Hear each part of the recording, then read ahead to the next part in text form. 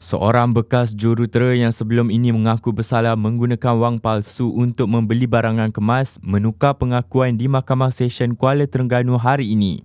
Tertuduh Ahmad Faizal Muhammad Syahrani, 34 tahun yang sepatutnya dijatuhi hukuman semalam menukar pengakuan kepada tidak bersalah sebaik pertuduhan dibacakan semula di hadapan Hakim Muhammad Zul Zakikuddin Zulkifli.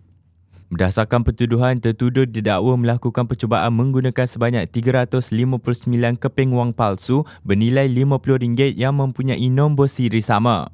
Perbuatan itu didakwa dilakukan Ahmad Faizal di sebuah kedai emas di Jalan Hiliran, Cabang 3, Kuala Terengganu pada pukul 3.10 petang 18 Disember 2025.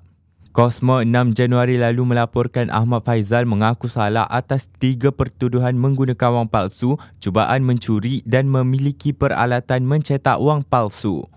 Pertuduhan masing-masing dilakukan Mahkamah Session Kuala Terengganu dan Kemaman serta Mahkamah Magistrat Dungon.